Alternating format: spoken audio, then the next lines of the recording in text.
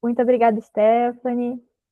Boa tarde a todos, né, gente? Sejam muito bem-vindos a esse GT, né, que se intitula Decolonialidade em Corpo e Memória, Feminismos, Universalismos e Resistências. Eu sou a Vitória, eu serei a mediadora do GT de vocês, né, fazendo minha audiodescrição. Eu sou uma mulher branca de cabelos castanhos, meio ruivos, né, nas pontas, de tamanho médio. Estou vestindo uma blusa de manga comprida cinza, um óculos de haste transparente, e ao meu fundo é um fundo de escritório em que predomina uma parede meio azul, meio branca, né? Um azul ali que desbotou, mas muito honrada de ser a mediadora de vocês no GT de hoje, que a gente possa efetuar nossas trocas. A gente estava um pouco comentando antes de iniciar a gravação desse Brasil, dessa parte desse Brasil que consegue comparecer, né, através do online, né? Então, sejam muito bem-vindos e espero que possamos ter discussões muito frutíferas, né, na tarde de hoje. Vou passar a palavra, então, para a Stephanie, para que ela possa se apresentar, ser a nossa monitora. Então, boa tarde, gente. Tudo bem com vocês? Meu nome é Stephanie. Me autodescrevendo, né? Eu sou uma mulher cis, de cabelos cacheados, né? Meio presos. Estou com uma roupa listrada, preta e branca. Tenho uma pele negra clara, né? Parda, miscigenada. Estou num ambiente de quarto, tá com fundo, né, borrado, coloquei um filtro aqui, né, que é muita informação no meu quarto, mas tô com a voz um pouco fanha porque eu tô com a rinite atacada, pessoas doentes da rinite é assim mesmo, mas como a Vitória me apresentou, eu sou a monitora desse evento, né, aqui nesse GT, e o que que eu vou fazer, né? Eu vou dar suporte a vocês, então qualquer intercorrência que vocês tiverem em relação à câmera, ao áudio, aos slides, eu vou estar aqui para ajudar vocês. E também eu vou estar avisando vocês quando estiverem apresentando, né?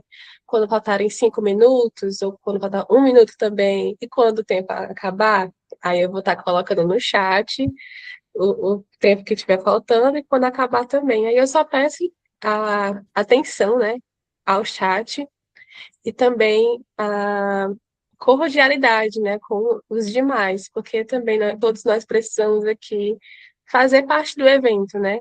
Então, com certeza, como a Vitória falou, todos nós temos aqui algo para falar, né, debater, apresentar. Também estou muito animada para ouvir muito de vocês, enfim, prazer. Acho que eu vou só fazer uma adição antes de começar a chamada dos trabalhos. Se por acaso alguém tiver alguma dificuldade de visualizar o chat, pode sinalizar que talvez a Stephanie consiga sinalizar verbalmente, porque a gente entende que às vezes dá uma cortada no raciocínio, mas se for mais confortável o aviso verbal, a gente faz esse ajuste, né? Bem, então, chamando o nosso primeiro trabalho, Entre o Corpo e a Colonialidade, Gênero, Poder Simbólico e Crítica ao Universalismo, de Tarcísio de Jesus Moreira. Tarcísio, só um instante antes de você iniciar, Daisy, tem alguma dúvida? Ei, Vitória, tá ouvindo? Estou. Com relação à ordem, eu entrei e não vi essa situação da ordem. E como a gente falou no PV, Ah, sim. eu vou mediar daqui a pouco, né? Sim, sim. Peço perdão, gente.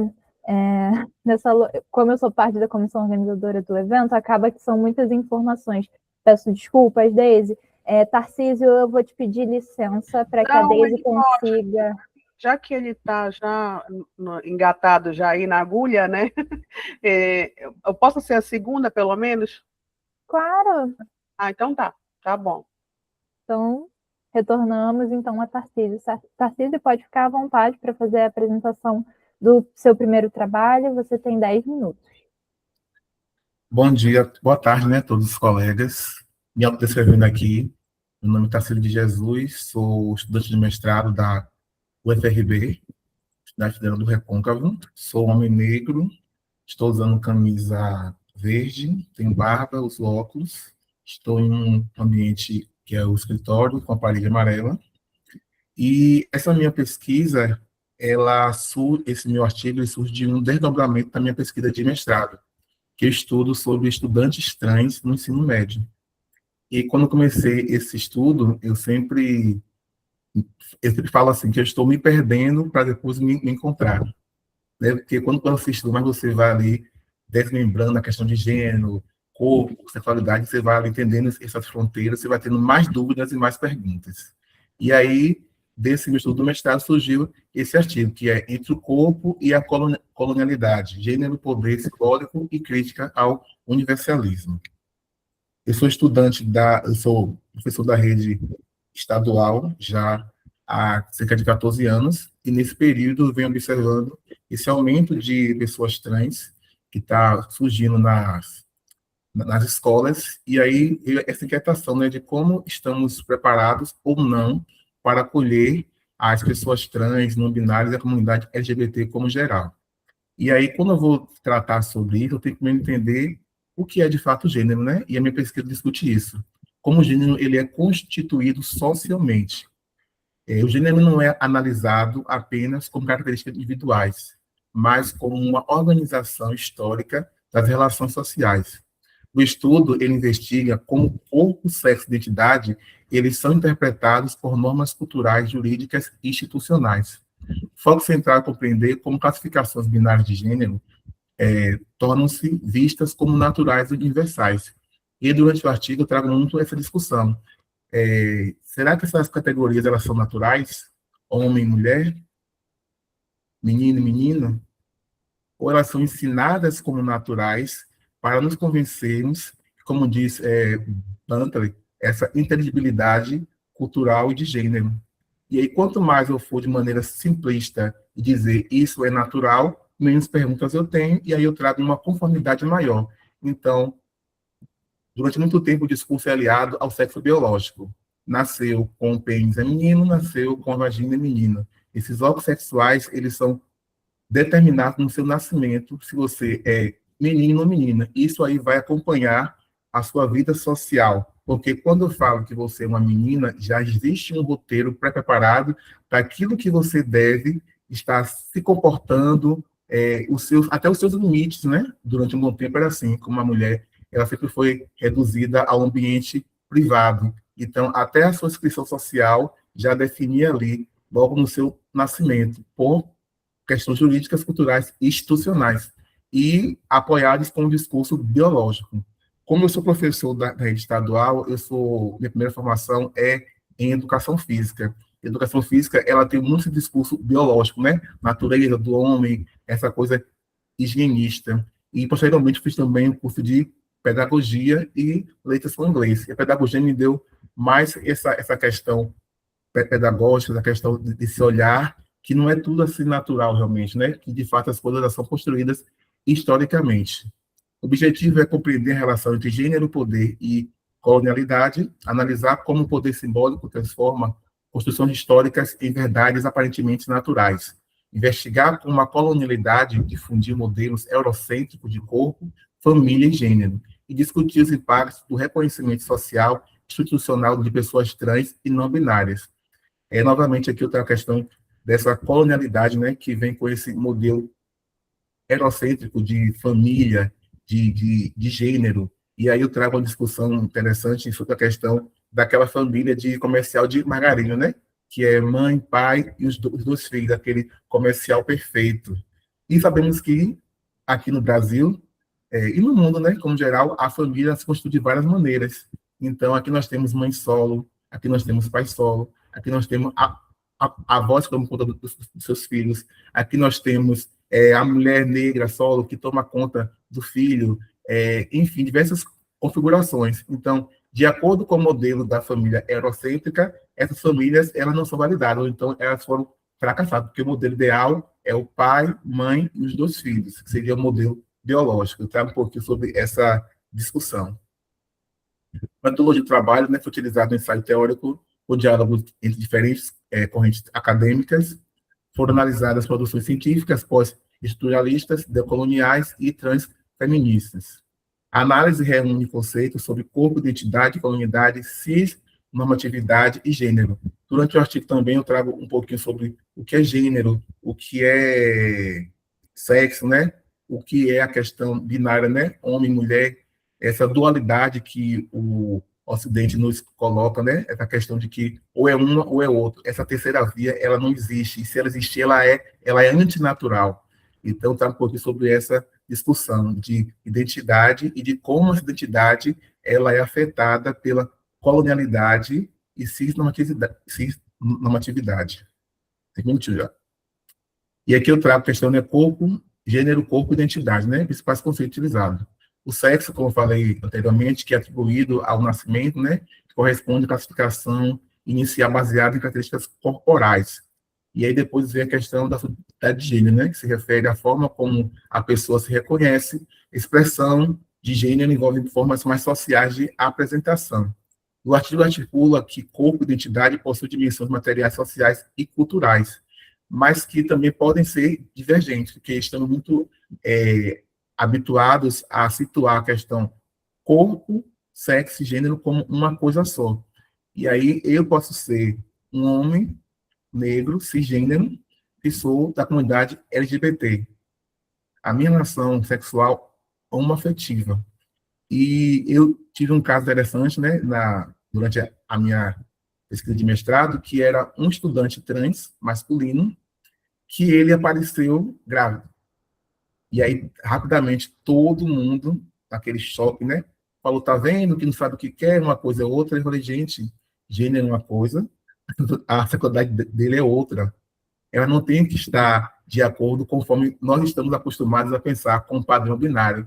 Então, o tempo todo, esse sistema, ele está ali nos regulando e nos ensinando que aquilo que não condiz com o que é dito normal, ele é irregular ou confuso.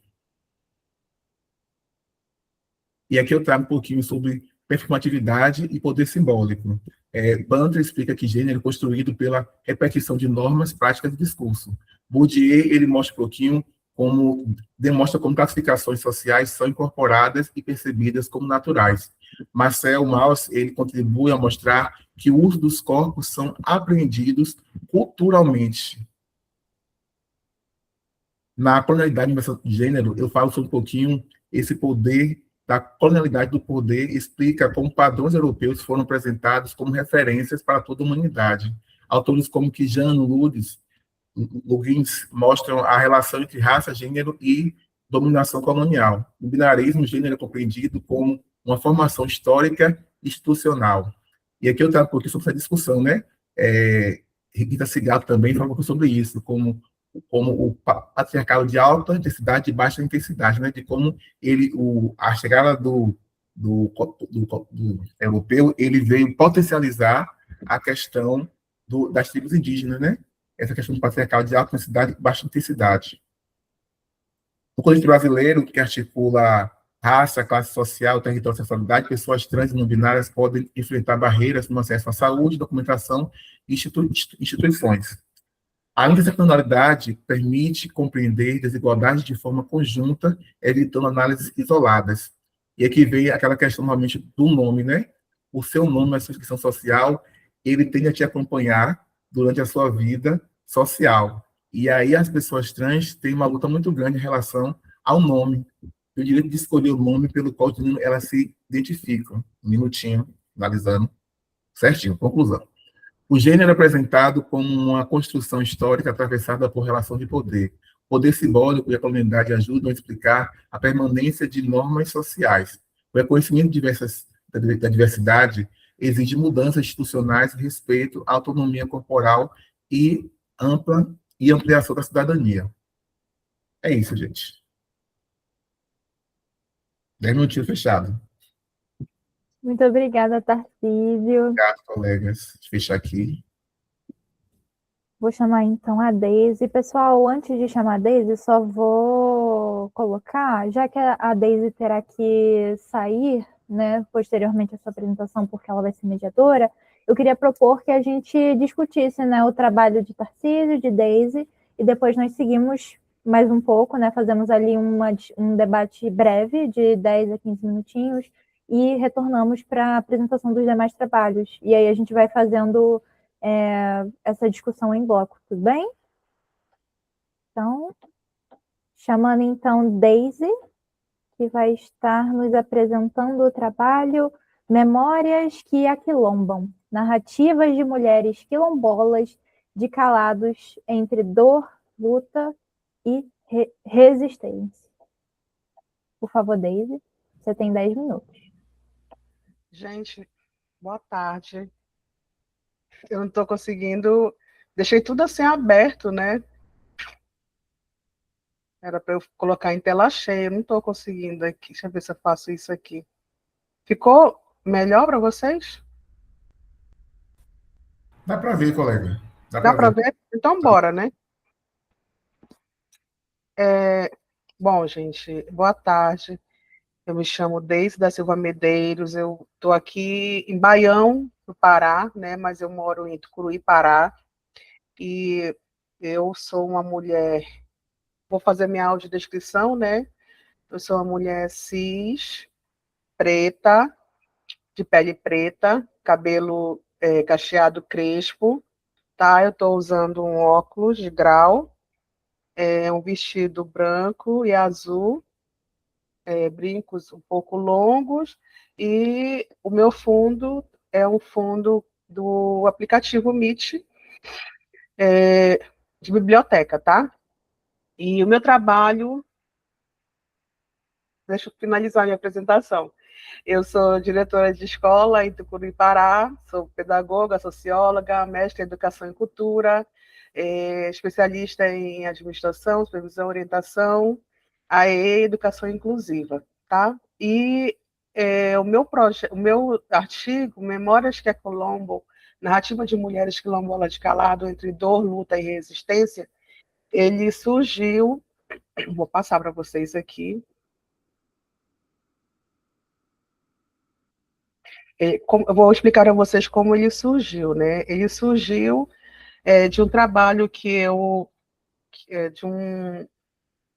um projeto, né, que eu participei da Escola Nego Bispo ano passado, e um dos projetos, que foi um projeto de extensão, ele foi selecionado entre 100, e esse artigo ele surgiu desse projeto de extensão que eu desenvolvi aqui no Quilombo de Calados, em Baião, né? Esse estudo, né, esse projeto em si, na verdade, esse artigo, ele foi um dos recortes que eu fiz desse projeto que durou 3 meses. Ele analisa as histórias de vida de 5 mulheres da comunidade quilombola de Calados, aqui em Baião, e mais do que contar lembranças pessoais, o artigo demonstra que as memórias revelam processos coletivos de resistência, identidade e fortalecimento da comunidade. Deixa eu passar aqui.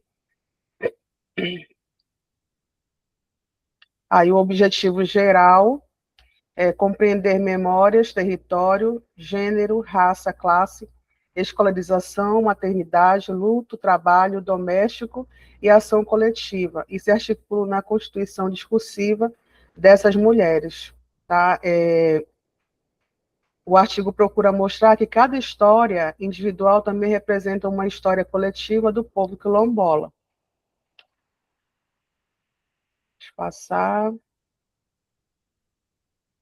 A fundamentação teórica, fundamentação teórica desse artigo e também do projeto em si, ele foi baseado na Beatriz Nascimento, né? Não sei se vocês conhecem a Beatriz. Ela traz o conceito, né? Ela vem aí como principal autora, que ela traz o conceito de quilombo. Ela defende que o quilombo não deve ser visto apenas como um local onde escravizados fugiam, né? Para ela, o quilombo ele representa a continuidade histórica, ele representa a organização social, território de pertencimento, espaço de produção e liberdade, tá? Então, assim, além da Beatriz Nascimento, eu trago também nesse artigo a Conceição Evaristo, Lélia Gonzalez, Sueli Carneiro, Carla Cotirene, Grada Quilomba, Bell Hooks, Patrícia Rios Colins. Então, essas autoras ajudam a compreender alguns conceitos, né, como racismo, gênero, interseccionalidade, memória, identidade, produção de conhecimento pelas mulheres negras, tá bom? Deixa eu passar. Aí eu trago a metodologia. A metodologia utilizada nesse artigo, a pesquisa possui abordagem qualitativa, tá? Elas foram analisadas de cinco mulheres durante o curso de extensão. Eu fiz algumas atividades, né? Dentro dessas atividades, eu busquei retirar para o artigo uma atividade, né? E as participantes desse artigo, elas respondem 3 perguntas. Uma voltada para a alegria marcante, uma voltada para um momento difícil e algo que nunca esqueceram, tá? Aí as participantes responderam, e na metodologia eu também utilizei a análise do discurso, porque a análise do discurso já vem comigo do mestrado, né? Então, eu já trago esse viés aí, porque foi uma metodologia que eu gostei muito, né? Que me proporciona, né? Analisar, assim, na íntegra, a fala das pessoas que fazem parte das minhas pesquisas. Então, a AD também, ela faz parte desse artigo, tá? Deixa eu passar aqui. Depois da metodologia, eu trago os principais resultados. Nos principais resultados, eu falo um pouco aí da educação, que é um dos resultados mais importantes, que deu a perceber que a educação aparece como uma conquista coletiva. Quando uma mulher entra na universidade, ela entende que não venceu sozinha, né? Ela representa toda a sua comunidade, então, isso foi concluso também no projeto, né, que a mulher, ela é capaz, e ela, além de ser capaz, ela leva todo o seu território para dentro da universidade também. Aí também conclusões também voltadas para o trabalho e maternidade. O artigo também mostra que estudar não elimina as dificuldades. As mulheres continuam acumulando trabalho doméstico, cuidando dos filhos e responsabilidades familiares, e mesmo assim elas persistem nos estudos e conseguem concluir a formação. Trago também a questão da violência, né, outro aspecto importante, que é a violência de gênero. Uma das participantes relata o retorno do quilombo após sair de um relacionamento abusivo, né, que o território aparece como espaço de acolhimento e reconstrução. Trago também nos resultados a questão da maternidade, né, ela aparece como fonte de amor, mas também de desafios. Por exemplo, uma mulher lá, uma das 5, né, falou do diagnóstico do autismo do filho, né. Inicialmente houve segurança, houve medo, mas depois a experiência se transformou em aprendizado e fortalecimento. Também trago nas conclusões, né, nos resultados, memória coletiva, que talvez o ponto mais importante seja que nenhuma memória permanece apenas individual. Todas elas falam de comunidade, das famílias, da ancestralidade e da luta coletiva. Por isso, o artigo utiliza a expressão aquilombar a memória. Esses temas, né, que eu citei, eles aparecem ao longo da análise das 5 narrativas: memória coletiva, maternidade, violência, trabalho e maternidade e educação. Tá?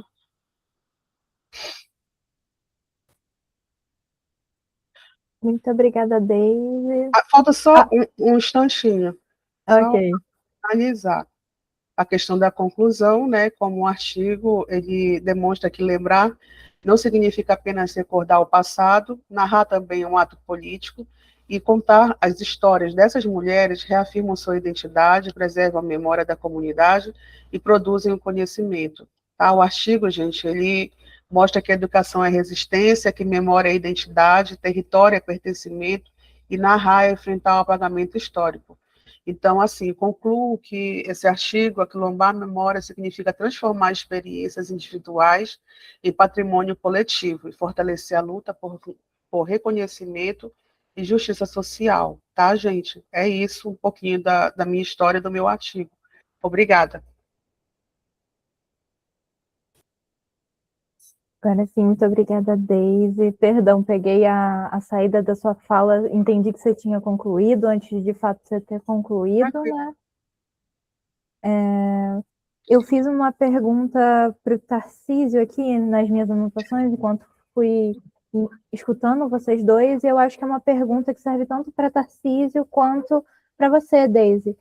A minha pergunta é como é que tem sido atuar enquanto professor, enquanto pesquisador, trabalhando esses temas, vocês... essa é a grande riqueza da interseccionalidade, né? São muitos assuntos, muitos marcadores que a gente...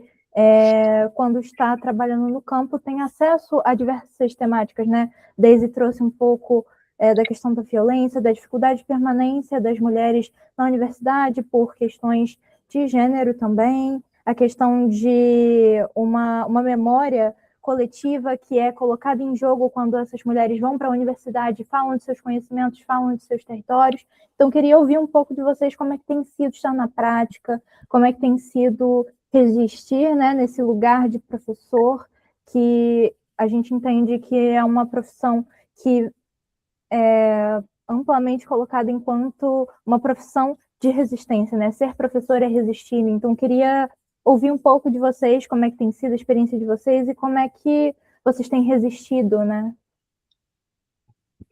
O Tarcísio ou eu primeiro? Aqui, colega. Pode ser?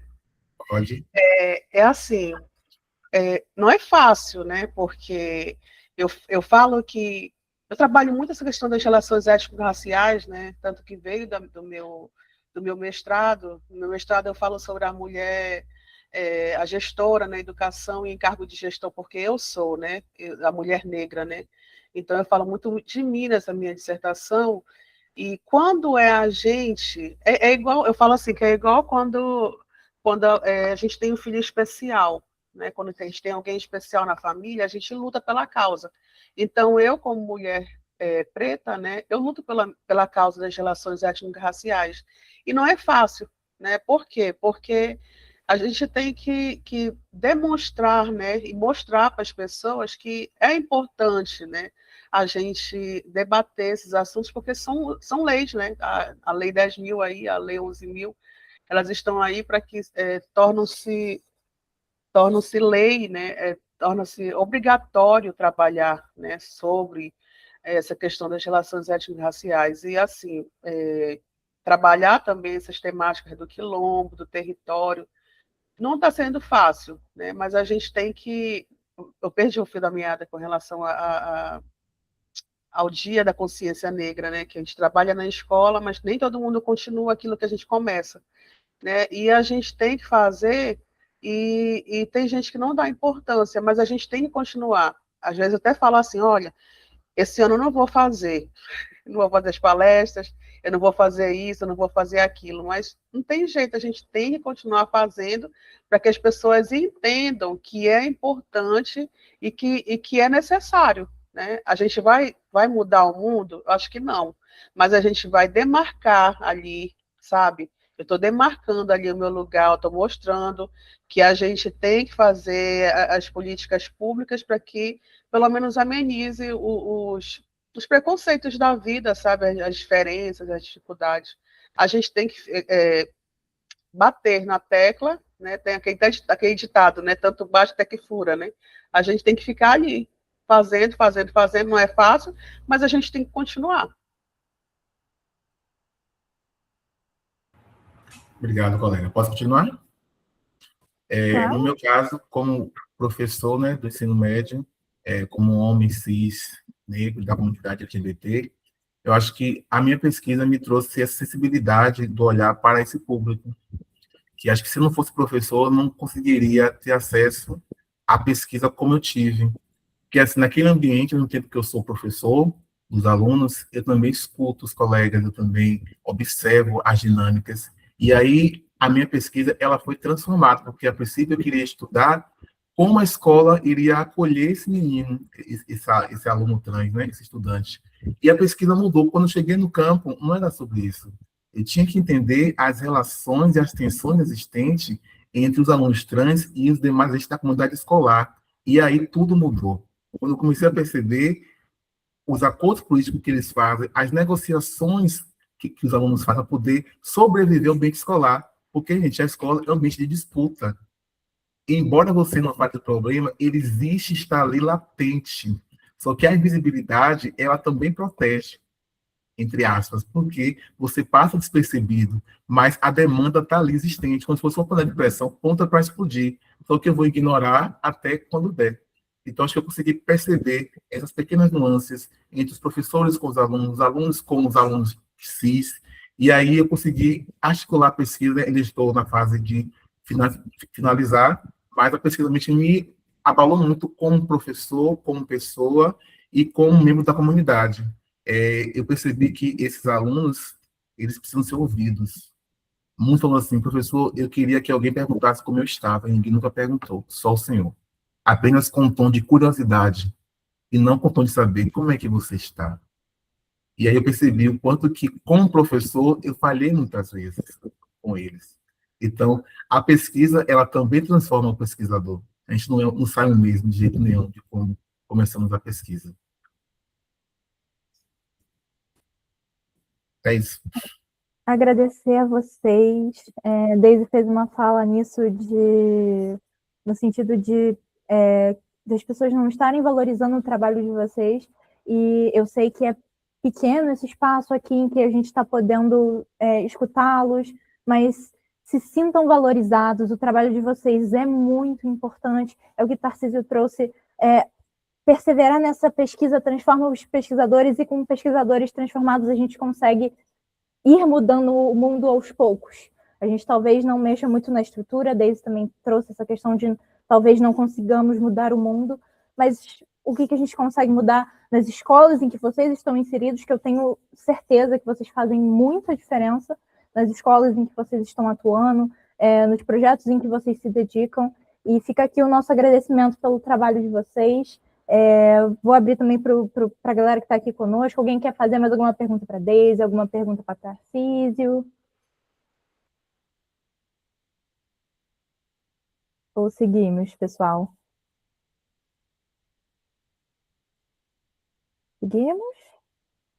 Então, reitero meu agradecimento a Daisy, meu agradecimento a Tarcísio, e vou chamar o próximo trabalho. Daisy, uma pena que você tem que deixar a gente, porque vai estar enquanto mediadora, mas muito obrigada por essa troca.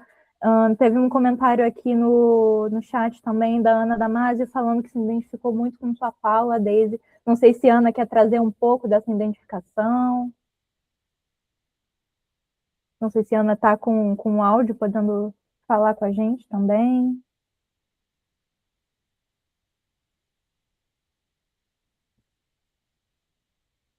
Podemos seguir? Ok, tudo bem. Então tá bom, gente. Vou chamar o próximo trabalho, mas muito obrigada pela fala de vocês.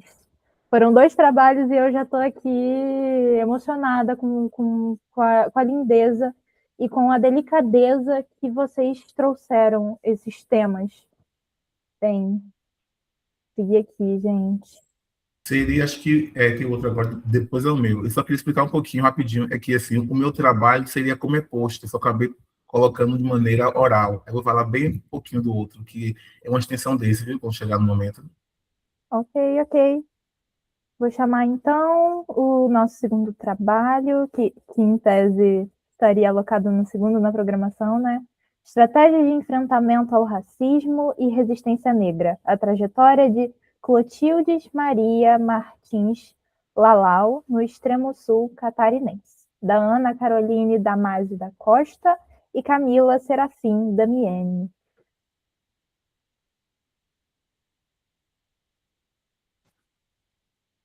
Por favor, vocês têm a palavra, 10 minutos.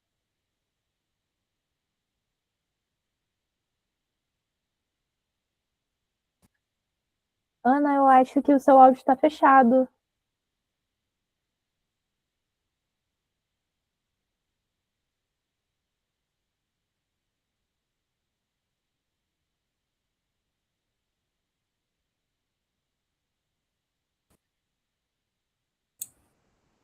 Foi, eu acho que agora foi. Agora sim, Ana. Esse é um trabalho ainda em construção. ele surgiu das entrevistas para a minha dissertação, que eu também trago a professora Clotildes como pessoa central, né, na pesquisa, a trajetória dela, né. Eu vou compartilhar aqui o slide.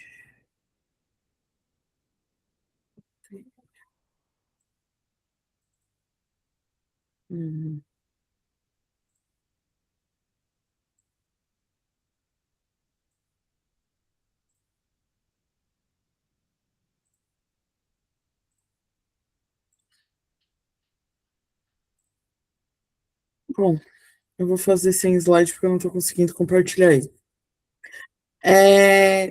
A história da população negra no sul de Santa Catarina ela é muito marcada pela invisibilização e pela valorização das narrativas da imigração europeia.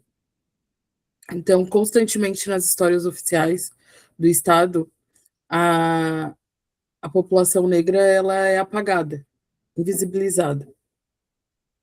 Então, é nesse contexto que eu destaco a trajetória da professora Clotildes Maria Martins Lalau, como mulher negra, educadora, liderança comunitária e articuladora política, né? A atuação dela é voltada à garantia do direito à educação, à valorização da população negra e ao enfrentamento do racismo estrutural. Já na década de 50, 60, 70, a professora Clotildes ela já falava sobre o racismo estrutural, a reparação histórica, mas não como conceito. Ela trazia nos artigos que ela publicava, que ela escrevia para os jornais da época, muitos desses artigos ela escreveu com um codinome, né, de Tulipa Negra, para não ser identificada, né, no início dessa trajetória dela como militante do movimento negro. Inclusive, ela, antes de ser criado, né, antes de ser o movimento negro unificado no Brasil, ela já militava em relação a essas pautas, né?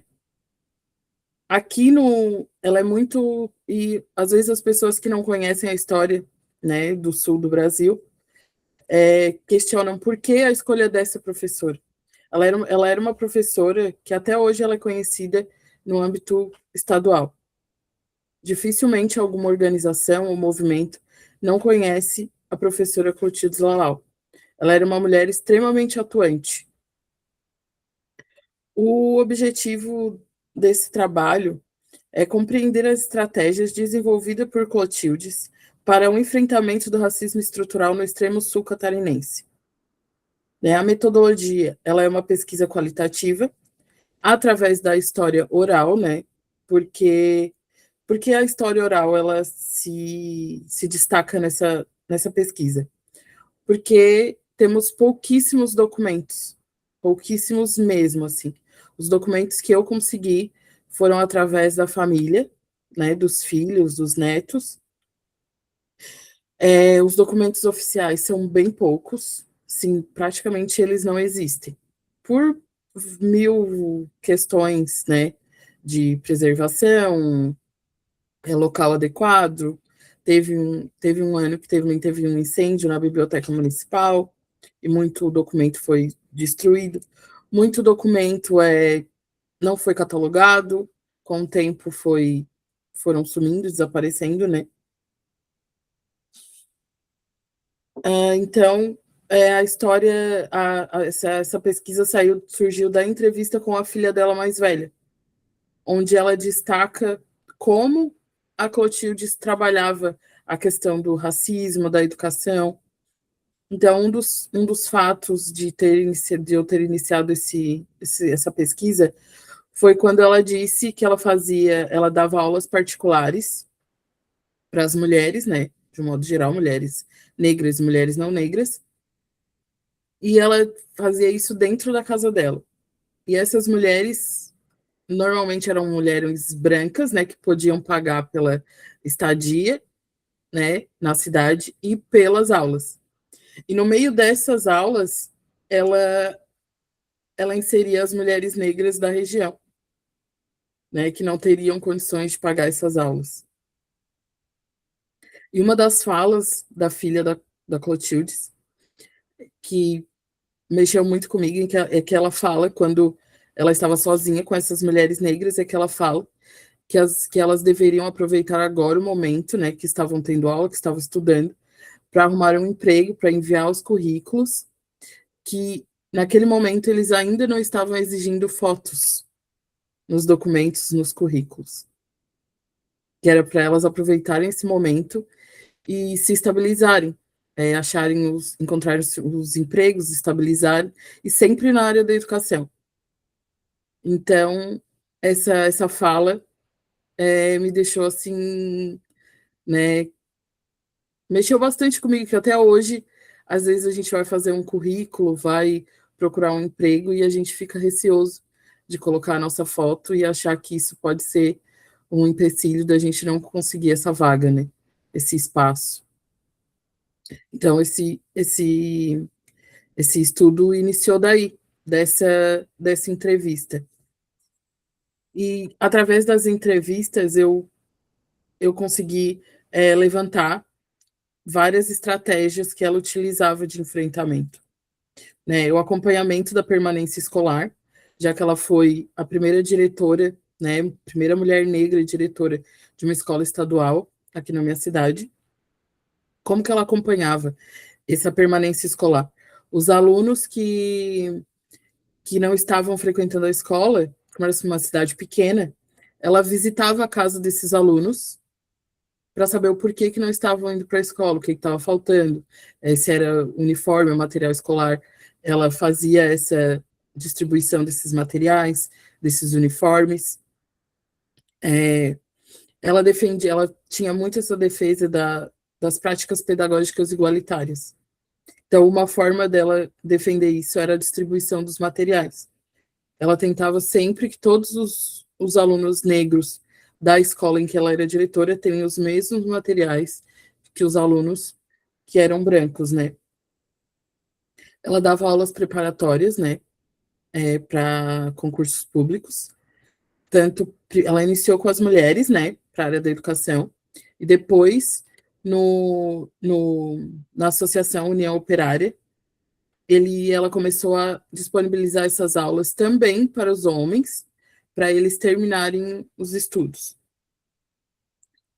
O incentivo à formação, né, de mulheres negras, que ela sempre deixava bem claro que as mulheres negras tinham que estudar e ter um espaço fora de casa, né, sem ser dona de casa, cuidando dos filhos e do marido, que elas também tinham que ter uma vida fora desse espaço, né. A organização comunitária, ela organizava muito bem a comunidade negra, tá? Mesmo naquela época em que o machismo, né, reinava. Então, as fotos que ela sempre aparece com o marido, normalmente, né, dessas organizações, dessas reuniões. E o principal, que foi o fortalecimento do movimento negro. No mesmo ano de criação do MNU, ela criou a Associação da Etnia Negra de Tradição e Cultura, aqui na minha cidade. Nesse ano, estava se desenvolvendo a festa de centenário de imigração. E eram apenas 3 etnias que iam representar esse centenário: a italiana, a alemã e a polonesa. Então, com essa articulação dela, a etnia negra foi inserida. E também, junto com a etnia negra, a etnia portuguesa. Então, de 3, surgiram 5 etnias, né? E com isso, ela conseguiu inserir, né, e lembrar a cidade de que a cidade não foi construída apenas por mãos brancas, né, e sim por mãos negras também, que aqui as histórias oficiais trazem os italianos e os alemães como pioneiros, sendo que se a gente for fazer mesmo uma pesquisa, e até mesmo as falas oficiais são contraditórias, né? Quando os italianos chegaram, os alemães chegaram, quem recebeu esses imigrantes foram pessoas negras. Então, eles não são pioneiros, né? Aqui na cidade, em boa parte do sul do estado. Ela antecipou muitos debates, né? Por meio que hoje temos eles como conceitos, né? Então, para finalizar, a pesquisa demonstra que a trajetória de Clotilde não pode ser compreendida apenas como uma história individual. Sua experiência como mulher negra, educadora e liderança comunitária evidencia como diferentes marcadores sociais atravessaram sua atuação.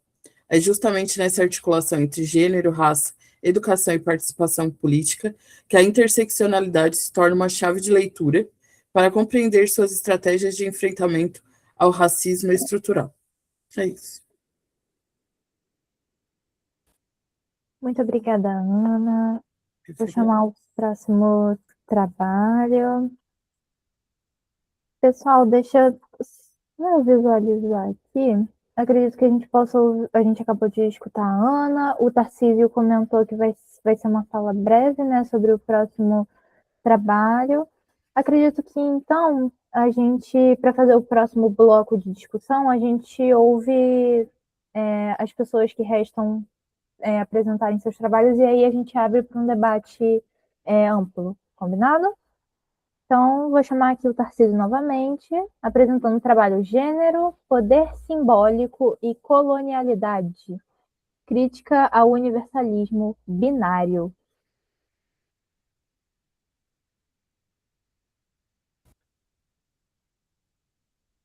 Tarcísio, devolvo a fala para você. Pronto. Estão ouvindo agora, colegas? Sim. Como eu tinha falado, esse trabalho aqui era para apresentar como é posto, porque ele é um desdobramento do outro trabalho, viu? Então, vou falar só rapidinho mesmo. Eu continuo aqui com essa crítica à questão do poder simbólico, da violência, né, que a pessoa sofre quando você designa um gênero e aquilo que for fora dos padrões, ele é considerado como anormal ou antinatural. E aí eu trago um pouquinho sobre a discussão sobre gênero, como são produzidas constituições, discursos, costumes, ação de poder. O estudo questiona a ideia de que apenas o modelo binário homem e mulher representa todas as experiências humanas. Então aqui eu faço essa crítica a esse padrão que é imposto, dito como verdade absoluta. A pesquisa ela é qualitativa, o diálogo com o conceito de performatividade, hábitos, técnicas corporais, poder simbólico e colonialidade. A proposta é compreender como determinadas classificações tornam-se naturais. Aqui eu trago um pouquinho sobre a questão do corpo, identidade, né, e essa questão dessa imposição, e aí eu trago um contraponto muito grande em relação à questão do nome social, porque para o estudante trans hoje, na escola pública, relativamente é fácil ele mudar para o nome social, quando a família aprova, porque se ele for menor de idade, a família tem que aprovar essa mudança na rede estadual. E em muitos desses casos, né, que são adolescentes, estão com 17 anos, a família não aprova. E aí alguns deles esperam completar 18 anos para poder mudar o nome social. E aí fica a critério muito do professor, que ele chega e explica a situação, desse professor que vai acolher ou não essa solicitação do aluno. Então, é muita questão aí interpessoal entre relação professor e aluno, quando não é garantido na questão dos pais e da instituição. E ainda em alguns casos, como aqui na Bahia, um exemplo, mesmo que esse aluno mude o nome no sistema, para o nome social dele, que é direito, quando vem as provas externas do governo federal, ela vem com o nome morto. Isso aí causa para o estudante novamente um outro constrangimento, porque ele já mudou no sistema, o nome dele ele já está sendo chamado pelo nome social, só que quando vem uma prova externa, como o ABMEC ou algo do tipo, vem com o nome morto, porque para o governo federal não foi feita essa mudança. Então, falta um diálogo entre as instituições, que no âmbito estadual garante direito, mas quando chega no federal, ele perde esse direito. Fala um pouco sobre a questão de Bourdieu, né? Classificações são incorporadas e passam a orientar a percepção de comportamentos. Bandler, como o gênero mantém o caráter de repetição e prática de discursos sociais. E sobre a questão da desigualdade, são atravessadas de raça, gênero, classe, sexualidade e território. Isso aqui é aquela questão da interseccionalidade, que fala sobre o quê? Esse aluno trans, no caso, uma aluna trans negra de classe baixa, ela é atravessada de todas as formas e oprimida de várias formas pelo sistema. Primeiro, por ser uma mulher trans, por ser uma mulher trans negra e por ser uma mulher trans negra de classe trabalhadora. Então, ela é triplamente oprimida e damos um de interseccionalidade.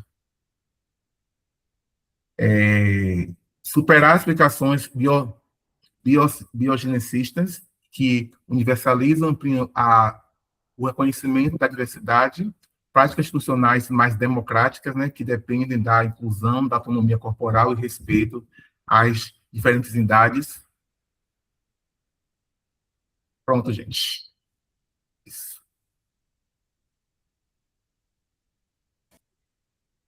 Obrigada novamente, Tarcísio. Nada, que agradeço. Bem, próximo trabalho, Interseccionalidade e a Potência do Lesbofeminismo Negro, de Vanilda Maria de Oliveira. Por favor, Vanilda, você tem 10 minutos.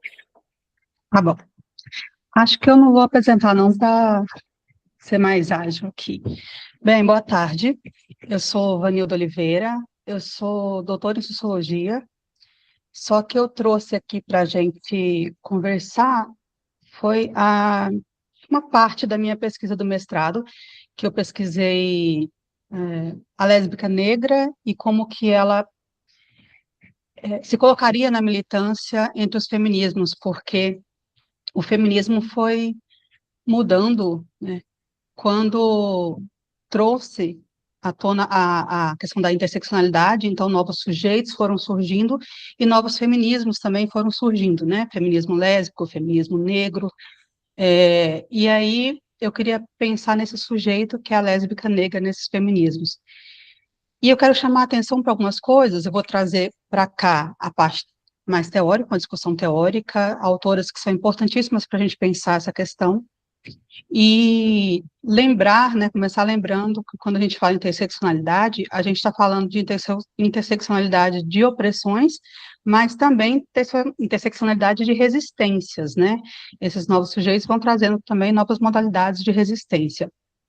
Então, eu vou focar muito aqui na questão da sexualidade e como que, primeiro, as feministas negras mostraram que a vivência da sexualidade ela perpassa, né, a questão racial, como que os usos dos corpos dos sujeitos foram pensados a partir do racismo, né, e é importante nesse sentido também trazer a Patricia Hill Collins sobre as imagens controladoras, porque quando a gente fala dessas imagens que aparecem das mulheres negras, geralmente é a favelada barraqueira, a empregada doméstica, que é da família, né, como a gente tem visto no Brasil, algumas sendo libertadas dessa família, né,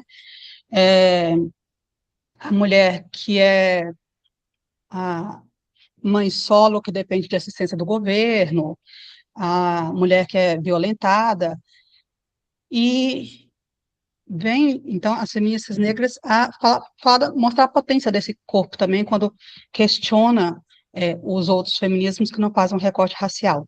E quero lembrar também da Angela Davis, né, como ela diz que durante a colonização e a escravização dos povos negros, a mulher negra só era mulher na hora do estupro, porque ela era colocada para trabalhar como homem, horas a fio, era tratada como homem, colocada para dormir no meio dos homens, e se tornava mulher na hora que era para ser abusada pelos brancos.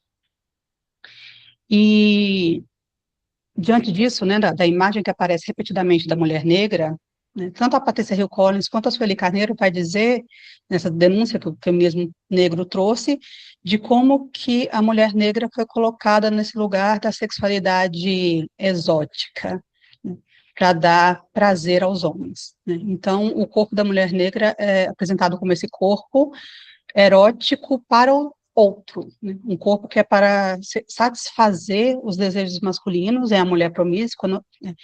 É a mulher que não é para casar, é para transar, né? E que isso, de tal modo, de fato, se colocou no imaginário brasileiro, que a gente sabe que a mulher negra é a maior parte do número de mães solo no Brasil. E aí, eu quero falar de dois trabalhos, são dois termos que eu mesmo identifiquei na minha pesquisa, que um é do Osmundo Pinho, mas eu trouxe para analisar o feminismo, que é de resistências normalizadoras, né?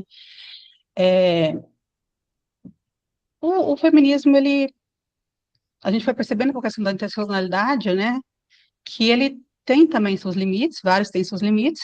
As feministas negras questionaram as feministas brancas por isso, né? Quantas vezes elas acabam fazendo uma militância normalizadora quando elas colocam a mulher branca como uma norma, né? Mas também, quando vem à cena as lésbicas negras, elas mostram como que muitas vezes o feminismo negro também produziu resistências normalizadoras quando ele não acolhe a bandeira das lésbicas negras. Na própria pesquisa que eu fiz, né, eu perguntei para as mulheres por que o grupo que eu pesquisei não trazia a questão da lesbianidade, e eu perguntei por quê, e elas disseram, olha, a gente já tem que lidar com a opressão, a discriminação de gênero, de raça e a pobreza, e também somos mulheres sem educação superior. Então, a gente já tem que lidar com tudo isso quando a gente vai para o cenário da militância, para os espaços de poder, para o espaço público. Trazer mais uma bandeira seria mais um estigma. Então, às vezes, acho que o Deise mesmo estava dizendo, né, cada um tem que acabar fazendo suas próprias lutas, porque esse sujeito da interseccionalidade se torna o sujeito de resistências particulares, né? Então, a lésbica negra, ela chega, né, fazendo esse questionamento e trazendo mais a questão da heterossexualidade compulsória. Vou ver se dá em 5 minutos para falar essas duas coisas ainda. Eu trouxe no meu trabalho um conceito de armário duplo, porque uma coisa que o Brasil faz é tentar despolitizar questões que são políticas. Então, o Brasil empurrou para a área da privacidade, da intimidade, tanto a questão racial quanto a questão de orientação sexual, fazendo o quê? Cada um que assuma a identidade, né, ou no caso racial, a gente usa a expressão que se autodeclare negro, e quem for homossexual, que saia do seu armário e se autodeclare homossexual, isso é de foro íntimo, de foro privado. Mas é claro que é uma grande falácia, né? Como diz o Sueli Carneiro, é só perguntar para a polícia que ela sabe muito bem quem é negro. Não precisa da pessoa falar, a pessoa não é perguntada antes se ela é negra, para ela receber uma bala. E a gente viu, aí saiu ontem o mapa da violência no Brasil, que 80% da violência, dos mortos por violência no Brasil, são pessoas negras. Então, é mentirinha que é cada um que se define como negro. Na hora da violência, na hora do racismo, na hora da crueldade, as pessoas sabem exatamente quem é negro. Então, eu falei em armário duplo, porque uma lésbica negra seria uma mulher que assumiria a identidade negra e também a identidade lésbica. Lembrando também, né, as mulheres que sofrem estupro corretivo, né, elas não precisam sair do armário para ser estupradas, né? Essa história do armário é tentar despolitizar, né, tirar do espaço público e político a questão da homofobia, do racismo e colocar como algo pessoal, né? É algo que depende de cada pessoa. E aí, a gente tem a Lugones, que também é muito importante para essa discussão, mas eu quero indicar para vocês, inclusive, gente, eu preciso falar dela, que quem não conhece a Otte Curiel precisa conhecer, porque ela é maravilhosa. A Otte Curiel é uma lesbofeminista negra decolonial, da República Dominicana, e ela tem um trabalho excelente sobre isso, e que ela vem mostrar para a gente como que a questão da interseccionalidade, ela cria diversos sujeitos de forma relacional também. Ela vai dizer como que nas colônias, né, latino-americanas, como que os sujeitos e as suas sexualidades foram sendo construídos de forma interseccional e relacional. Então, o homem branco é aquele sujeito do corpo dominador, que vai explorar e usufruir dos outros corpos, né? A mulher branca foi eleita como aquela mulher cujo corpo é para manter a família tradicional cristã, que é considerada legítima. O homem negro vai ter esse corpo hipersexualizado, né? E ainda até hoje, né, a gente alimenta muito isso do negão pegador, né? O negão que dá conta a noite inteira e que as mulheres querem ficar com ele. E a mulher negra, ela ficou como esse corpo quente, né, da cor do pecado, como diz a Globo, né, para se aproveitar, para ser sexualizado, hipersexualizado, para ser desfrutado no sexo. E a Haute Cruel chama atenção para um fator muito importante, é que quando a gente pensa na heterossexualidade compulsória, né, durante esse período colonial, né, a gente tem uma sociedade que foi criada a partir da heterossexualidade compulsória e que, de novo, não é uma questão de foro íntimo, de foro privado. Ela tem um livro chamado A Nação Heterossexual, que ela vai dizer como que o projeto de nação das antigas colônias, né, era se transformar em uma nação embranquecida, uma nação que traria a modernidade, a civilidade a partir do embranquecimento, e embranquecer uma nação é fazer sexo heterossexual interracial. Então, o que aconteceu em vários países da América Latina, e a gente vê muito isso no Brasil, é esses discursos de estímulo do sexo interracial, né, para a mulher negra procurar o homem branco, para embranquecer seus filhos, e o negão com a loira, né, que é o típico casal brasileiro interracial, né? Obrigada. É isso. Muito obrigada, Vanilda. Vou chamar o próximo trabalho. Muito difícil ter que chamar o próximo trabalho. Eu queria muito. Vocês apresentam e a gente já debate, né? Mas por uma questão de estruturação de GT, a gente fica nesse percalço, né? De fazer o chamamento, né? Mas depois do trabalho de Maria Luísa, a gente abre de fato para conversa, né? Para diálogos. Então, o trabalho agora que será apresentado é Mulheres Negras e Indígenas sob a perspectiva da colonialidade de gênero, contribuições para uma análise interseccional. Maria Luísa Soares Marcolino e Rayane de Lima, Brasil. A fala é de vocês, meninas. Boa tarde a todos e todas. Vocês me ouvem bem? Sim? Sim? Tá. Eu vou só apresentar aqui o slide.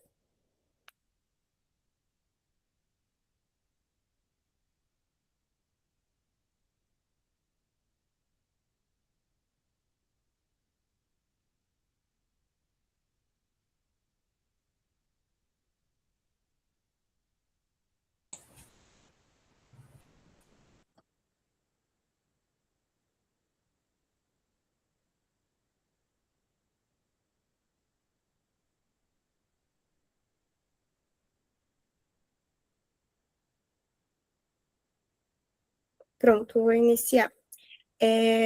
Esse trabalho é apresentado por mim e pela Rayane, que está aqui na sala, mas por questões de saúde não vai poder apresentar, então só eu vou falar, mas ela está aqui acompanhando com a gente, né?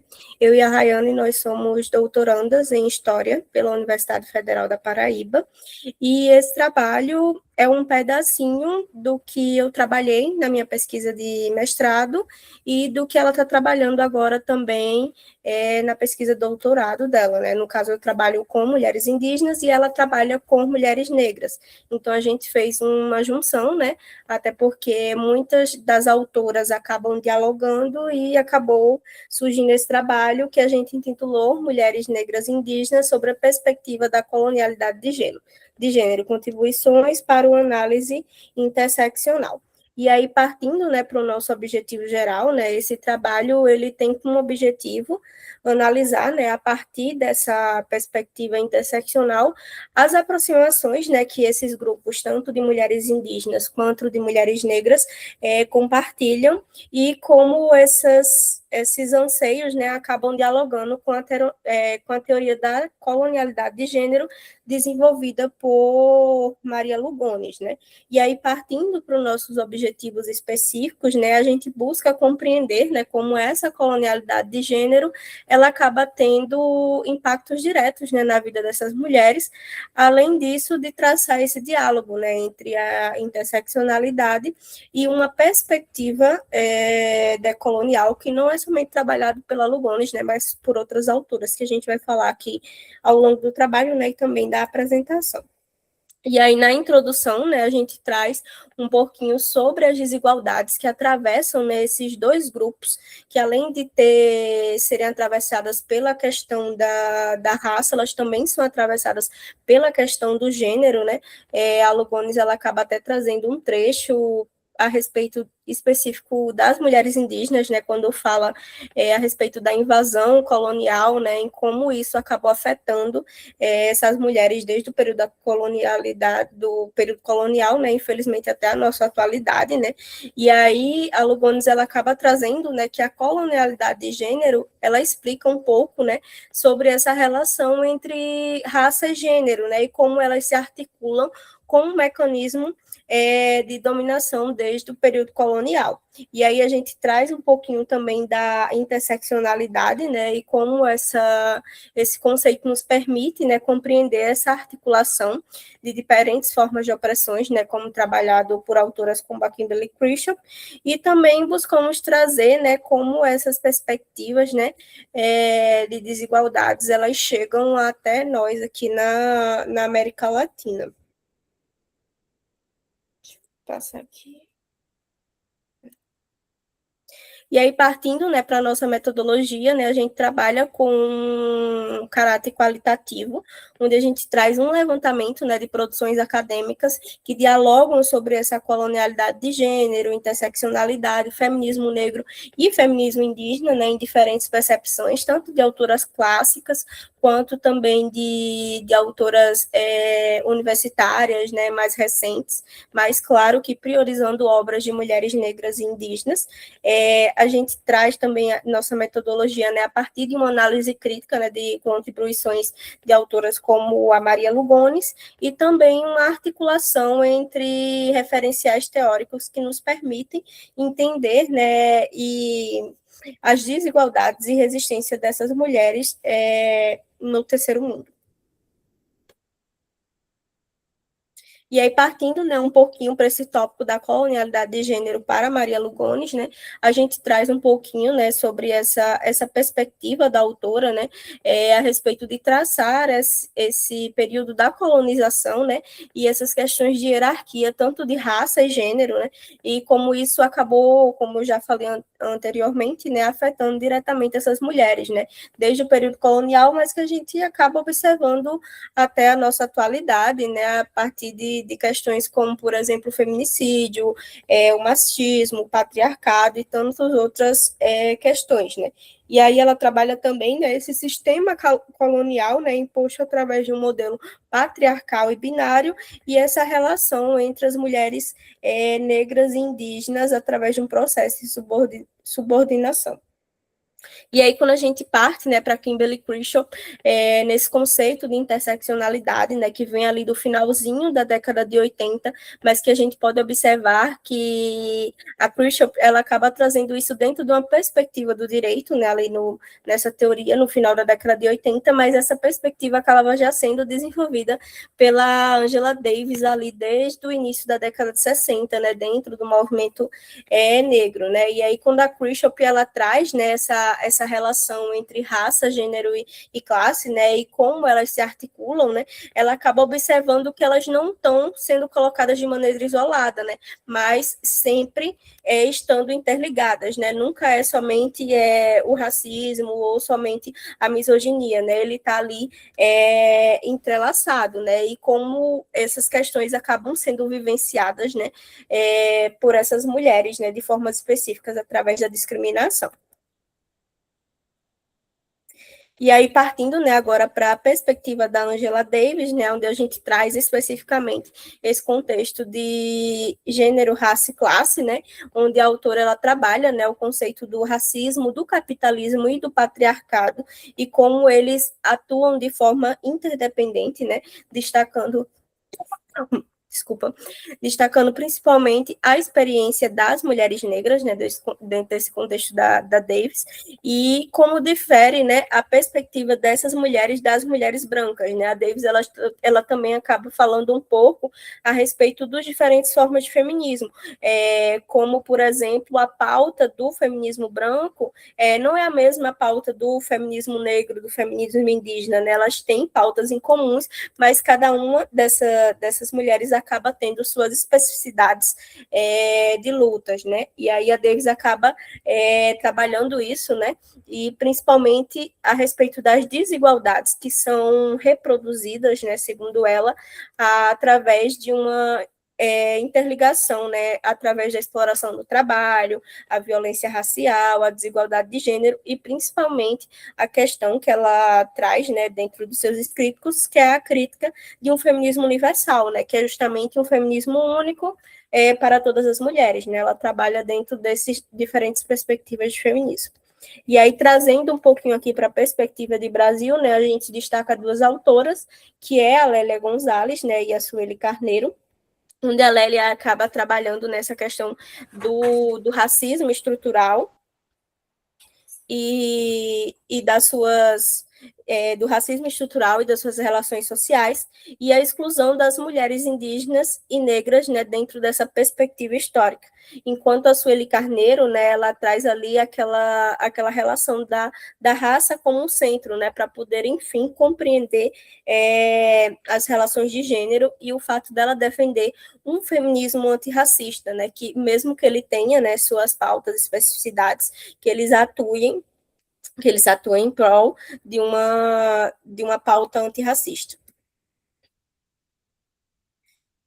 E aqui partindo, né, para nossas considerações finais, né, a gente traz um quadro que a gente elaborou com base, né, nessa nossa apresentação e também no trabalho que a gente submeteu, onde a gente traz uma síntese, né, do que eu falei anteriormente, dessas autoras, né, onde tem a Maria Lugones trabalhando essa colonialidade de gênero, a Kimberly Crenshaw trabalhando a interseccionalidade, a Angela Davis trazendo essa relação entre o racismo, o capitalismo e o patriarcado, a Lélia Gonzalez, né, já dentro dessa perspectiva de Brasil, mas que ela traz esse diálogo entre o racismo e a colonialidade na América Latina, e por fim, né, não menos importante, a Sueli Carneiro, né, trazendo a centralidade da raça, né, nas relações de gênero, onde ela acaba também trabalhando a partir de uma perspectiva de Foucault, mas que dá para a gente trazer um pouco nesses trabalhos a respeito de colonialidade, interseccionalidade, gêneros e afins. E aí, partindo, né, para o nosso último slide, onde a gente traz as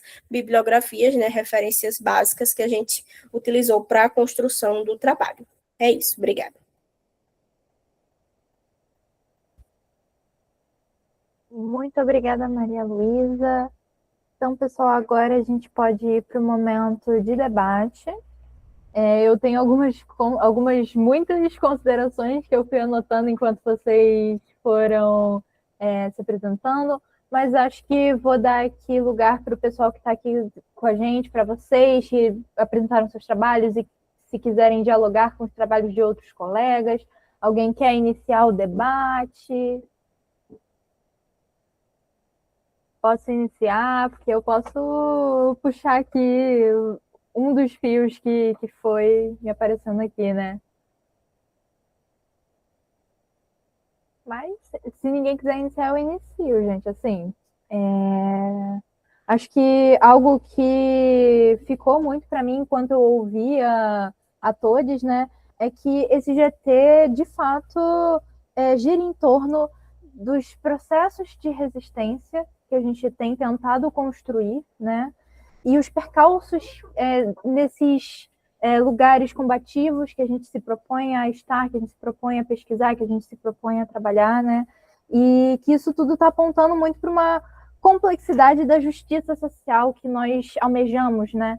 E acho que em muitos momentos, principalmente nesse segundo bloco, eu senti que foram falados a questão das diversidades, das especificidades das pautas, né? Que são muitos grupos, as opressões, de fato, elas se intercruzam, então acaba que cada grupo acaba tendo alguns tipos de demanda específicas, né? Mas gostaria de trazer para vocês uma reflexão que eu tenho tido desde que me propus a entrar no campo interseccional, né? Que existe um livro chamado Feminismo das 99%, né? Que é um livro que tenta justamente pegar todas essas lutas que vocês trouxeram aqui e colocar, gente, todas essas lutas importam, todas essas lutas são lutas válidas e a gente está junto nessa, né? Tanto que essas diferenças, essas especificidades, elas não nos dividem, elas apenas complexificam nossos debates, e complexificar o debate de uma certa forma, elaborar essa sensibilidade que Tarcísio falou, né, que no processo de pesquisa e que o pesquisador é transformado, né, então a complexidade faz com que a gente tenha cuidado naquilo que a gente está tentando propor, né. Então, acho que eu queria perguntar aqui, especificamente para a Ana, né, que a Ana trouxe aqui a história de uma professora que a inspira, né, tanto que ela tenta trazer essa memória da atuação dessa professora, né, mas queria escutar sobre o seu processo de pesquisa, Ana, e como é que tem sido para você. Vou jogar as perguntas para todo mundo e depois eu abro para cada um trazer suas réplicas. Para a Vanilda, eu gostaria um pouco de escutá-la, né, sobre a questão de como é que tem sido também a luta de Vanilda, né, no mestrado, e trazer essa questão da discussão do lesbofeminismo e o quanto que esse lesbofeminismo importa, né, e está ali compondo com a gente essas discussões, né, como é que ela tem visto a inserção desse lesbofeminismo nas discussões acadêmicas ou nos espaços que ela tem perpassado, né?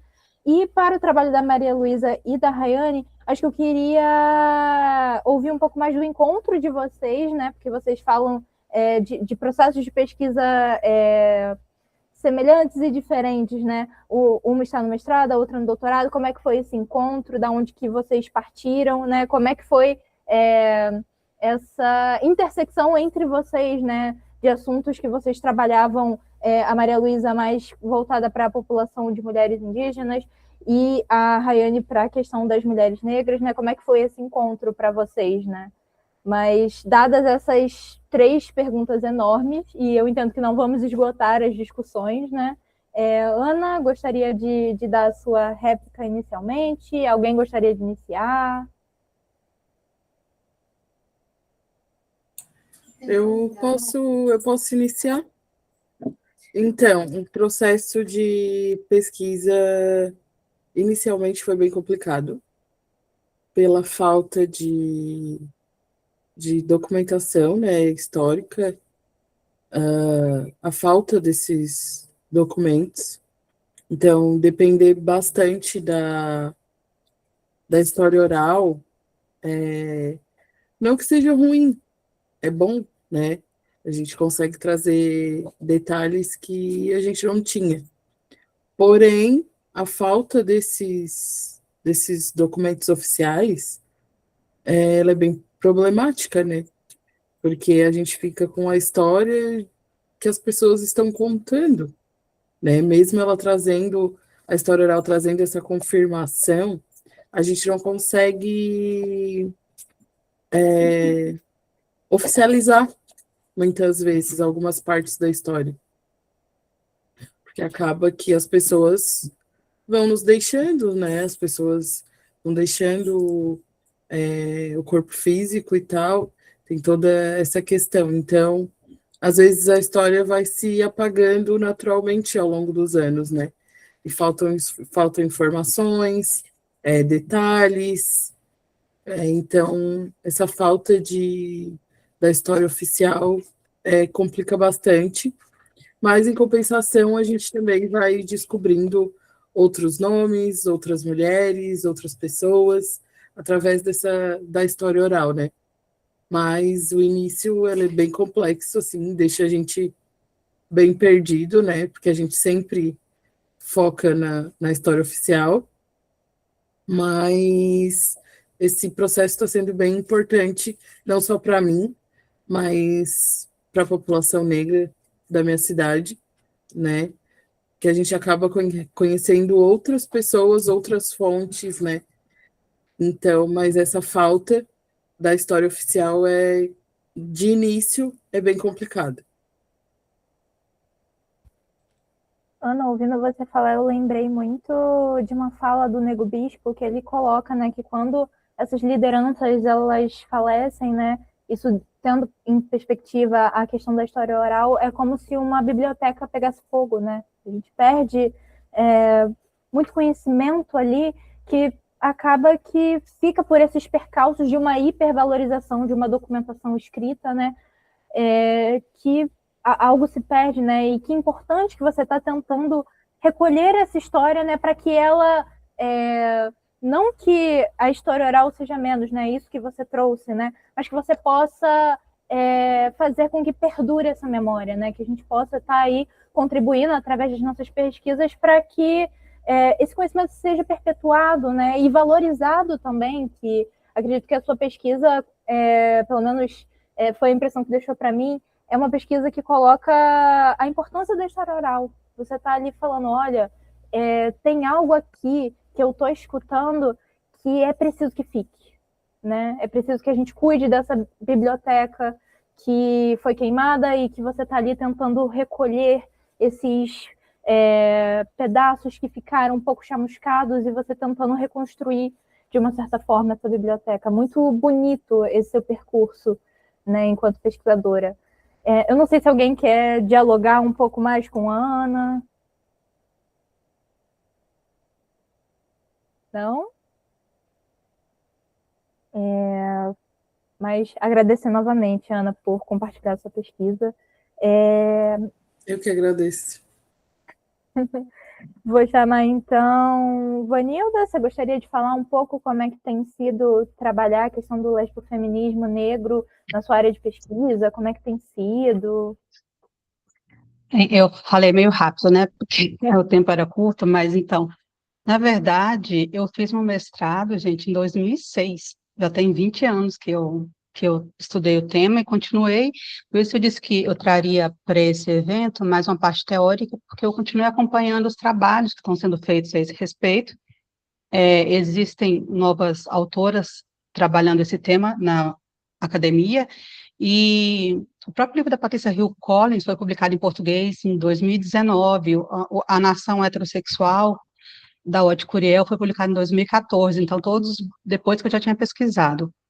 Mas eu tive uma felicidade, né, o universo conspirou a meu favor, que justamente na época que eu fui pesquisar esse sujeito lésbica negra dentro dos movimentos feministas, foi um momento em que elas estavam se articulando nacionalmente, porque naquele momento, né, eu encontrei várias militantes que estavam discutindo como que algumas organizações feministas negras não queriam pautar a questão da lesbianidade, algumas questões, grupos lésbicos não queriam pautar o racismo, então elas se viram, né, na necessidade de construir uma organização nacional de lésbicas negras, e elas fizeram isso justamente em 2006, quando eu estava pesquisando. E elas ainda existem, existem grupos de lésbicas negras em São Paulo, por exemplo, tem as Minas de Cor, esse grupo nacional é o Candaces, então ainda existe, ainda estão fazendo essa militância pela luta das lésbicas negras, e o que eu acho interessante é que cada novo sujeito que surge nesse cenário, discutindo a questão da interseccionalidade, ele vai mostrando como que todos nós estamos perpassados por essas todas as interseccionalidades, né? Então, a questão da raça, que a gente começava, né? Raça, gênero, classe e heterossexualidade compulsória, né? Que marca a nossa vida até o momento que a gente tem que romper com ela ou se adequar a ela, né? Isso perpassa todas as nossas vidas. Mas alguns sujeitos, né, vão mostrar sua resistência a isso que elas mostram que é social, que é político, que é uma questão coletiva, e tira essa ideia de ser uma questão privada, pontual, particular de alguns sujeitos. Acho que isso é o que eu mais gosto desse trabalho intelectual e político das feministas negras. Respondi? Acho que responde sim, e que bom que você conseguiu ver durante o seu processo de pesquisa esse grande fomento da coletividade, né? Porque acaba que é no coletivo que a gente consegue, de fato, fazer transformações, né? Porque, conforme você foi falando, eu fui ficando um pouco angustiada, né, com algo que você foi trazendo de rupturas, né? Porque acaba que em alguns momentos, nesses impasses da militância, né, e nas especificidades de cada grupo, que rompimentos ocorrem, né? E o quanto que esses rompimentos não são o que nós almejamos, né? O que nós almejamos é uma contração, uma interligação, né? Que todo mundo consiga perceber que estamos juntos, né? Nessas disputas, nesse campo político, né? E acho que agora me dá um acalento no coração, né? Que você pôde ali vivenciar a construção de um coletivo, né? Você pôde ver um coletivo nascendo que justamente fala, olha, não vai estar dando para ficar só as lésbicas de um lado e as mulheres negras de outro, a gente tem que se juntar, a gente tem que se articular junto, porque é junto que a gente consegue, de fato, dar lugar para todos os debates que nos são tão caros, né? Mas responde sim, Vanilda, muito obrigada. Eu só quero dizer mais uma coisa, que quando eu comecei a fazer a pesquisa, na própria universidade as pessoas costumavam dizer assim, nossa, você vai pesquisar lésbicas negras, tadinhas, né? Já nasceu mulher, ainda preta, ainda sapatão, nossa, que difícil, né? E aí, quando a gente lê as lésbicas negras, né, como a Aude Curiel, a gente vê justamente que não tem nada de coitadinhos, né? Essas mulheres, dentro de um sistema que quiseram construí-las como corpo para outro, elas se apropriaram de seus corpos, dos seus prazeres, da sua identidade, né? E mostraram como é possível criar seu próprio destino, seu próprio enredo, para além de todas essas imagens controladoras, esses discursos e essa lógica colonial que se implantou aqui. Então, por isso que eu estava chamando a atenção para a potência, né, do lesbofeminismo, porque, coitadinhas, nada, elas estão se apropriando da sua história, e isso é incrível. Muito obrigada. Por último, tem a Maria Luísa e a Rayane, né, que eu perguntei como é que foi esse encontro de vocês, que, novamente, né, mais um, mesmo que seja um coletivo de dupla, né, mas mais um coletivo que surge, né, de vocês conversando, né, sobre suas pesquisas. Caramba, eu pesquiso mulheres indígenas, e Rayane, eu pesquiso mulheres negras, e vocês se juntaram para estar trazendo aqui para a gente um pouco do percurso de vocês, né, queria escutar a história desse coletivo que também nasce, né. Primeiro que a gente publica trabalho juntas desde a graduação, né? A gente fez graduação, mestrado, e agora estamos no doutorado juntas. E aí, durante o meu mestrado, eu trabalhei com mulheres indígenas, trabalhava com mulheres indígenas na política, na perspectiva do Brasil, né? E aí terminei a dissertação, e aí no meu projeto de doutorado, eu continuo trabalhando com indígenas, mas agora não tanto na perspectiva de gênero, algo mais geral. E aí foi quando Rayane entrou, ela não trabalhava com a perspectiva de gênero no mestrado, e ela agora está no doutorado com a perspectiva de gênero de mulheres negras, né, partindo mais para uma parte de saúde e doenças de mulheres negras no século XIX, porque nós somos da história. E aí, como a gente já tem esse histórico, né, de trabalhar junto, a gente estava pensando, né, em algum trabalho para o evento que desse para dialogar com nossas pesquisas. Então, a gente resolveu fazer essa junção, né, porque, como eu disse anteriormente, né, a gente acaba trabalhando com autoras que se casam, né, dentro das duas perspectivas.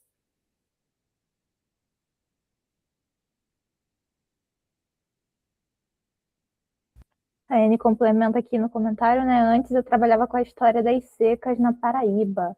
Caramba, pessoal, que legal! Eu fico sempre muito feliz com a diversidade dos campos de conhecimento, né, que se encontram por aqui, né? Por mais que sejamos, acredito, né, a maioria aqui, todo mundo nas ciências humanas, né?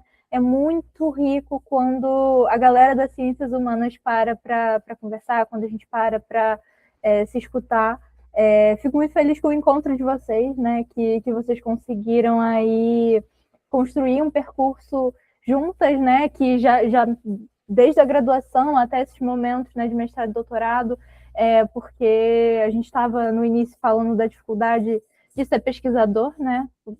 Por causa da questão de, se fosse um evento presencial, como é que ia ser, né? Tem a questão do deslocamento, tem a questão da alimentação, né? Isso dificulta encontros, né? Mas é sempre muito bom ver pesquisadores caminhando juntos, porque acaba que o processo de pesquisa é muito solitário para muitos de nós, né? A gente vai caminhando e lutando, né? E tentando sustentar o que nós acreditamos e as nossas pesquisas, mas acaba virando algo muito solitário. Então, para mim, é muito gratificante ver que, por mais que seja uma dupla, né? E eu defendo que uma dupla também é um coletivo, é importante ver que, caramba, é uma dupla que conseguiu se manter, né? E foi uma junto da outra, e tipo, eu tô pesquisando isso, e aí? Eu acho que a gente conversa, acho que a gente consegue construir algo juntas, né? É sempre muito legal, né? Mas eu acho que eu tô me alongando, pessoal, tô aqui muito feliz com as discussões, muito feliz com os trabalhos que passaram por aqui, né? E queria saber de vocês, né, como é que foi passar por esse GT, né? Se alguém tem mais alguma consideração. Queria só agradecer, né, por essa tarde de aprendizado, tantas pessoas, tantas mulheres fortes, com opiniões e produção científica tão relevantes. Obrigado, colegas, por tudo. Realmente só gratidão.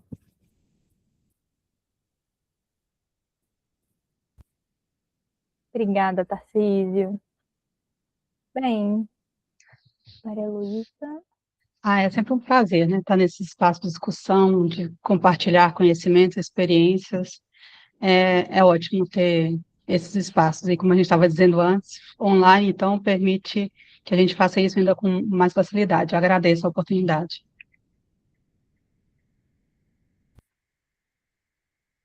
Bem, aqui agradecimento da Maria Luísa no chat, né? A Juliana avisou falando que vai precisar sair, não tem problema, a gente também já está se encaminhando aqui para um encerramento, né, gente?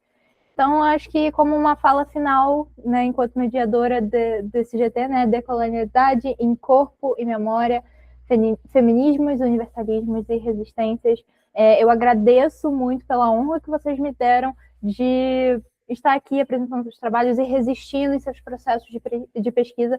E eu espero muito que vocês tomem o Enest como uma grande formação de rede, né, que vocês possam encontrar as pessoas que pesquisam coisas semelhantes, ou construir vínculos mesmo, ou tipo, você está lendo Mariana Lugones, eu estou lendo também, vamos ler junto, vamos fazer um grupo de leitura, vamos seguir juntos, né? Acho que essa é a grande luta do Enest, eu acho, né? Que a gente consiga continuar construindo e construindo junto, né? E não cada um no seu computador ou cada um em seu espaço, né? Que a gente consiga trocar, né? E nesse Brasil de tamanho continental tem muitas cabeças pensando, então quando a gente pensa junto, a gente consegue alçar voos maiores, né? Teve uma pergunta aqui sobre lista de presença. Maria Luísa, pode ficar tranquila, a presença de vocês é computada automaticamente com o tempo que vocês passaram aqui na sala, né? Depois o Meet produz um relatório, né? Em que consta ali o tempo que cada um ficou aqui conosco, né, no GT, então não precisa esquentar com isso, tá tudo certo. A Stephanie também colocou quem fez a apresentação, quem não apresentou. Aqui no nosso GT fomos muito felizes que todo mundo veio, todo mundo chegou adiantado também. Mas é isso, gente, agradecer e um grande abraço para vocês, pessoal. Vamos juntos. Vamos só tirar uma fotinha antes para registrar. Já ia me esquecendo, perdão, Stephanie. Quem se sentir à vontade de ligar a câmera para a gente tirar um print, né, desse momento de finalização do nosso GT, por favor. Stephanie, fica à vontade.